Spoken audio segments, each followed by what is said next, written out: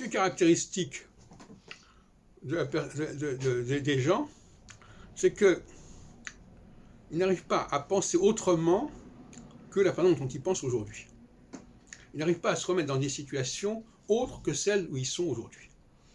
Donc par conséquent, aujourd'hui, en 2022, en phase solsticiale de Saturne, comprendre ce qui s'est passé en 1940, 38-40, c'est quasiment inaudible, inintelligible. Mais on pourrait dire l'inverse. On pourrait dire que si on était en phase équinoxiale, c'est le comportement solsticial qui serait incompréhensible. Le problème, c'est que justement, quand on est dans la phase solsticiale, on continue à penser en termes équinoxiaux, et quand on est en phase équinoxiale, on continue à penser en phase solsticiale. Et ça, c'est pas bon du tout. Ça crée de la confusion, ça crée des crises. Les crises sont en grande partie la méconnaissance du changement de phase, la méconnaissance du génie de chaque phase. Il y a un temps pour chaque chose, comme dirait l'Ecclésiaste, n'est-ce pas? Et ça, les gens n'arrivent pas à l'intégrer mentalement. Ils n'arrivent pas à dire, actuellement, on est dans cet esprit-là, c'était pas le cas avant, et ça ne sera pas le cas après. Ça, c'est quelque chose qui n'arrive pas à fonctionner.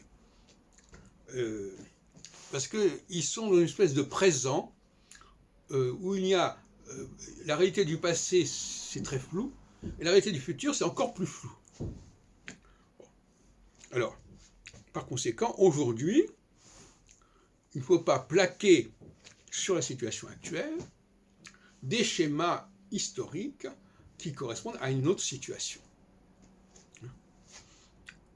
Et ça, c'est le phénomène d'analogie qui est incontournable quelque part, c'est ça qui est particulièrement pernicieux et dangereux. Vous avez vu par exemple que pour la crise du Covid, eh bien voilà, on a dit voilà, pour l'instant, on va faire comme ça, en attendant que ça s'arrange. Voilà. Bon, il faut dire, c'est la même chose, il y a des situations qu'il faut accepter, non pas dans l'absolu, mais en disant voilà, ça va durer un certain temps. La différence entre l'astrologie et la Covid, c'est que la Covid, on ne savait pas quand est-ce que ça allait s'arrêter, alors que là, nous, on sait quand est-ce que ça va s'arrêter.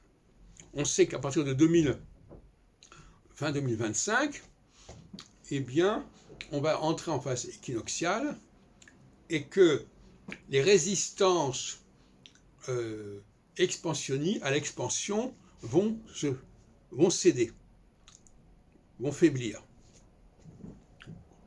On dirait que ce n'est pas forcément une bonne chose, mais de toute façon, il y a toujours un revers à la médaille. Soit on est en phase solsticiale et on rejette l'expansion, soit on est dans l'expansion et on rejette la résistance. Voilà.